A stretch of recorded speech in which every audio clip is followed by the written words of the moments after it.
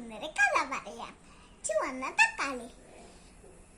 ഒരിടത്തൊരു ചുവന്ന തക്കാളി താമസിച്ചിരുന്നു. അവൻ ഭയങ്കര ആരോഗ്യവാനും ഭയങ്കര ഭംഗിയുള്ളവരും ആയിരുന്നു. അവൻ ഭയങ്കര ശക്തിയുള്ളവനും അവന്റെ കവിൾ ചെടി പോലെ ചുവന്നതും ആയിരുന്നു. എല്ലാ പച്ചക്കറികളും അവന്റെ ഭംഗിയെ പറ്റിയും ശക്തിയെ പറ്റിയും വർണ്ണിച്ചുകൊണ്ടേയിരുന്നു.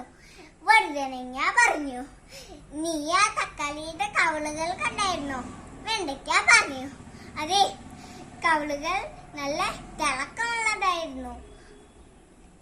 അതെ, നമ്മളും അങ്ങനെയാണ് ആയിരുന്നെങ്കിൽ ആഗ്രഹിച്ചു പോകുക. ഇതെല്ലാം രണ്ടിലികൾ കാണുന്നുണ്ടായിരുന്നു. എന്നിട്ട് ആലോചിച്ചു, എങ്ങനെയെങ്കിലും ഈ തക്കാളിനെ കടത്തിക്കൊണ്ട് പോയിട്ട് വളരെ സമാധാനമായിട്ട് തിന്നണമെന്ന്. അങ്ങനെ തക്കാളി ഇറങ്ങിക്കൊണ്ടിരിക്കുന്ന സമയത്ത് എലികൾ പതിയെ തക്കാളിനെ കടത്തിക്കൊണ്ട് പോവാൻ വന്നു. ഒരു എലി പറഞ്ഞു, നിക്ക്, എന്തിനാണ് നമ്മളിപ്പോ വന്നത്? നമ്മൾ ഈ തക്കാളിയെ കടത്തിക്കൊണ്ട് പോവാനല്ലേ വന്നത്. നമ്മളിപ്പോ എന്താ ചെയ്യാൻ പോണേ എന്ന് പറഞ്ഞു. മറ്റേ എലി പറഞ്ഞു, നീ മുന്നിൽ നിൽക്ക്. ശരി, ഞാൻ ഈ കരയ്ക്ക് പൊക്കുവാ. നീ എന്താണ് പറയുന്നത്? ഞാനും ഇത് പൊക്കിക്കൊണ്ടിരിക്ക. മറ്റേ എലി പറഞ്ഞു, ശരി. അങ്ങനെ അവിടെ കിടക്കയും പൊക്കി തക്കാളിനെ പൊക്കിക്കൊണ്ട് പോയിട്ട് ദൂരെ സ്ഥലത്ത് തക്കാളിനെ കൊണ്ടുപോയി കെട്ടിയിട്ടു. തക്കാളി കുറച്ചു നേരം കഴിഞ്ഞപ്പോ കണ്ണു തുറന്നപ്പോ തക്കാളിയുടെ കൈയും കാലും കെട്ടിട്ടിരിക്കുന്നത് കണ്ടു. അവന് ഭയങ്കരമായി വേദനിക്കാനും തുടങ്ങി.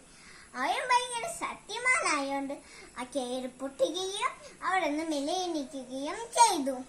അടുത്തുള്ള ജനലിൽ കൂടെ പുറത്തേക്ക് നോക്കിയപ്പോ അവന്റെ കൂട്ടുകാരെ പുറത്തു നിന്ന് കളിക്കുന്നത് കണ്ടു.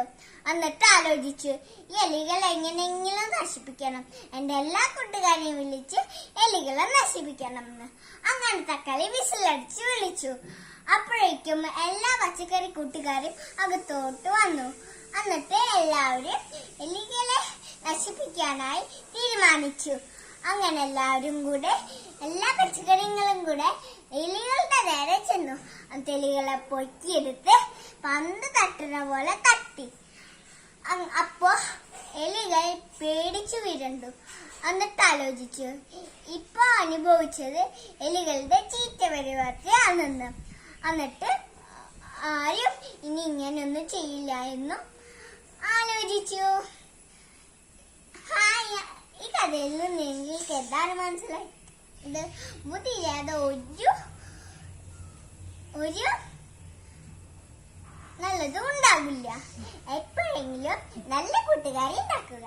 അപ്പൊ നിങ്ങൾക്ക് എപ്പോഴെങ്കിലും സഹായം വരുമ്പോ എല്ലാവരും നിങ്ങൾക്ക് ഉണ്ടാവും. നന്ദി.